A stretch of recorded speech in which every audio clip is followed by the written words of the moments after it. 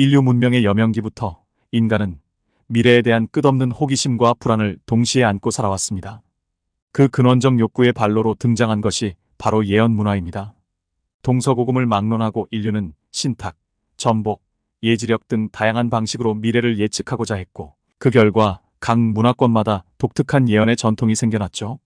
먼저 동양 문화권, 특히 동아시아 지역의 예언 문화에서 눈에 띄는 것은 음양오행 사상과 천인감응 이론의 영향입니다.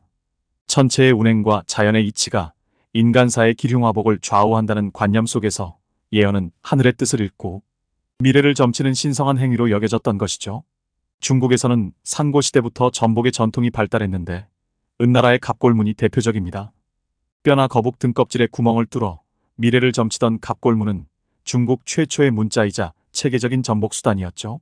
이러한 전통은 한나라의 추척도, 당나라의 도암도, 송나라의 정감록 등의 예언서로 이어졌고 정치적 격변기마다 새로운 해석을 낳으며 오랫동안 민심의 지표 구실을 해왔습니다.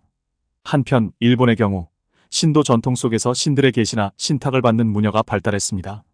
대표적인 인물로는 헤이안 시대의 천재 음양사 아베 세이메이가 있는데 그는 뛰어난 예지력으로 수많은 기문을 남겼다고 전해집니다.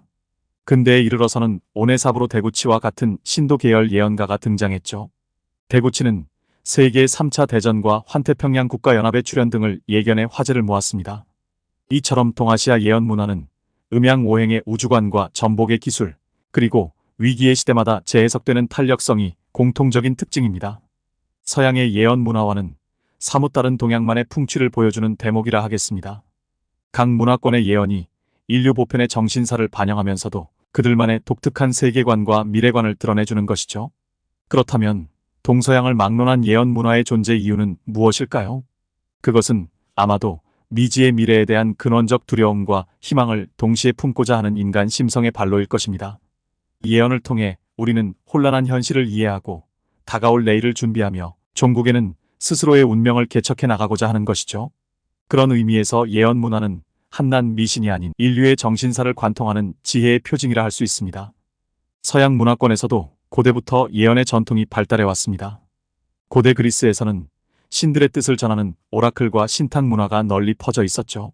아폴론, 신전의 무녀 피티아가 신의 계시를 받아 전하는 델포이 신탁이 대표적인 예입니다. 신탁을 통해 개인의 운명에서부터 국가의 정책에 이르기까지 폭넓은 조언이 이루어졌고 이는 그리스인들의 삶에 지대한 영향을 미쳤습니다. 중세 유럽에 들어서면 예언과 개인의 활약이 두드러집니다. 가장 유명한 인물로는 프랑스의 의사 노스트라다무스가 있습니다. 그는 1555년에 출간한 예언서 세기를 통해 프랑스 혁명, 나폴레옹의 등장, 히틀러의 난 등 세계사의 전환점을 예견해 유럽인들에게 깊은 인상을 남겼죠. 아일랜드의 대주교 말라키의 예언도 주목할 만합니다. 그는 역대 교황들의 운명과 로마 가톨릭 교회의 종말을 암시하는 예언으로 유명세를 떨쳤습니다. 근현대에 접어들면서 서양의 예언 문화는 종말론적 세계관과 결합하는 양상을 보입니다. 성서의 요한계시록을 근거로 최후의 심판과 종말에 대한 묵시적 예언이 성행했죠. 세계대전과 냉전, 환경위기 등 20세기 인류가 맞닥뜨린 전대미문의 재앙 속에서 종말에 대한 불안과 상상력은 더욱 커져갔습니다. 한편으로는 뉴에이지 운동과 같은 영적 각성을 강조하는 예언 사조도 등장했는데요. 이는 물질주의에 경도된 현대인의 영혼을 일깨우고 새 시대를 예비하려는 시도로 읽힙니다. 그렇다면 한국 예언 문화의 독특성은 무엇일까요? 무엇보다 한국의 예언은 민족 공동체의 위기의식을 반영하고 희망을 설파하는 메시지로 가득합니다. 대표적 예언서인 정감록, 격암유록, 남사고비결 등에는 전란과 외침의 시대를 건너는 민중들의 간절한 염원이 녹아 있습니다. 이는 국가 단위 내지 개인의 신비 체험에 초점을 맞춘 동서양의 다른 예언, 문화와 구별되는 특징이라 할 수 있겠네요. 실제로 조선 중기의 예언서, 정감록은 임진왜란과 병자호란의 국난 속에서 민족적 저항의식을 고취하고 미래에 대한 희망을 북돋우는 역할을 했습니다.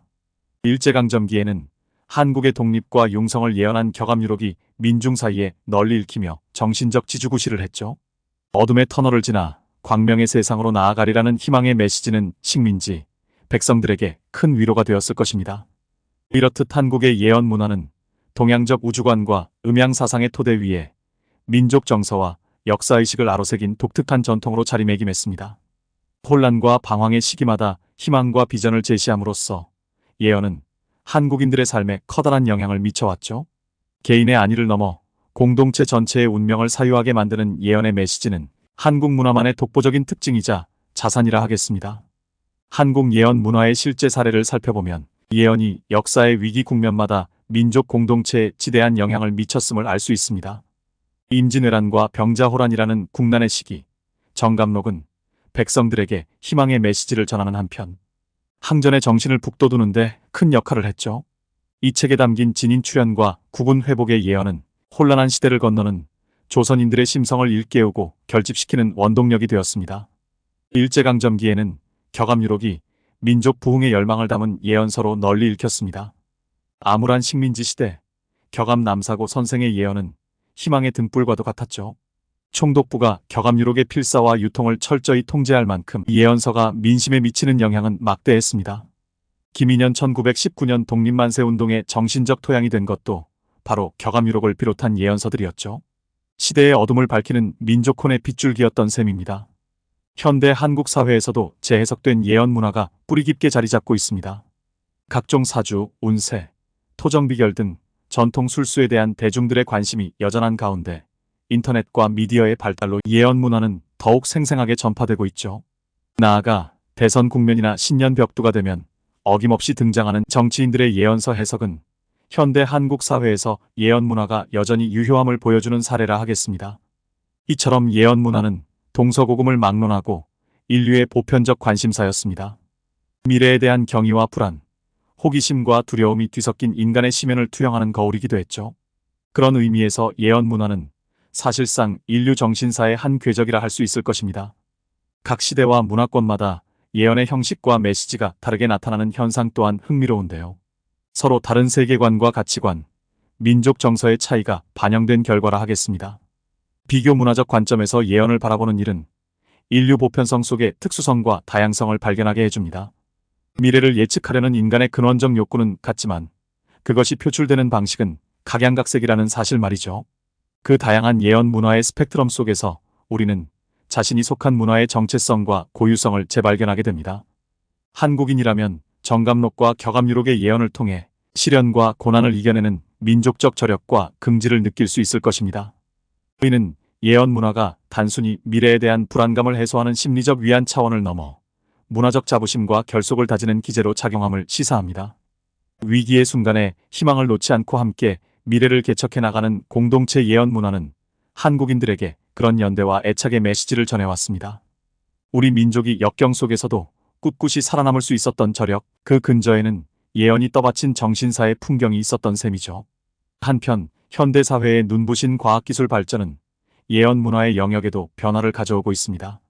우주개발과 인공지능, 생명공학 등 첨단 기술의 발달로 인류는 미래에 대한 통제력을 강화해 나가고 있죠.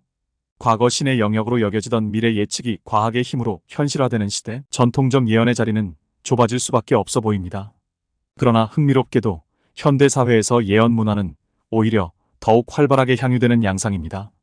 대중매체의 발달이 예언 콘텐츠의 전파력을 높인 덕분이죠. 점성술, 사주명리학 등 전통적 술수는 물론 최근에는 AI가 만들어낸 운세 프로그램까지 등장했습니다.